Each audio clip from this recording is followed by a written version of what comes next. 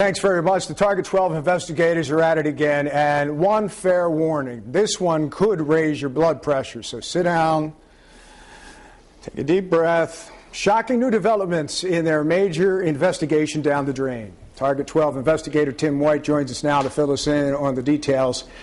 Tim, bring us up to speed on this original piece. The last time I saw you, you had a bunch of guys goofing off, and they were originally fired. Yeah, it was almost exactly a year ago. You and I were sitting here talking about this one, and the investigation was called Down the Drain. It is now famous by this video that you're looking at right here, undercover camera watching a city backhoe with a city worker pulling up to a foreman's house and doing work on the clock on this foreman's house. This was only the tip of the iceberg in this investigation. Of course, it's the video everyone really remembers on it.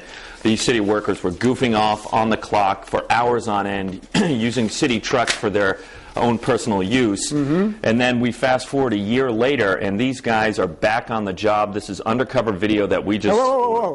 Time out. Yeah. You said what? Yeah, they're back on the job now a year later. This gentleman here is back working with the DPW, and the other guy is collecting a city paycheck. But it was fired. They were fired. But if I got fired, I'm fired. Yeah, if you get fired, especially in this business, you're fired. But in I don't get to come back. That's right. But they are back on the job, and they're collecting a city paycheck. How's that happen? Well, that's what we get into tonight. If this went into arbitration and the arbitrator ruled on this one that, and this might be hard to believe or be outrageous, that the city dropped the ball legally speaking. And we get into how that happened tonight at 11.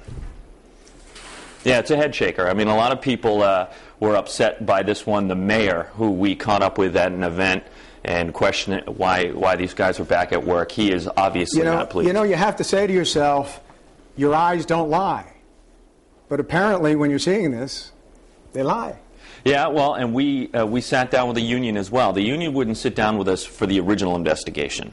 They said they didn't want to try it in the media, that whole thing. It was a big one. But this time we did an extended interview with them, and they have their reasons for why they support and fought. Now, I want to make this absolutely clear. Did all of these guys get their jobs back? Not all of them. Two of the workers that were at the heart of this investigation did. But remember, there was a supervisor. Right. And we caught him at a known illegal... At the gambling hall? At the gambling hall in a city truck on the clock.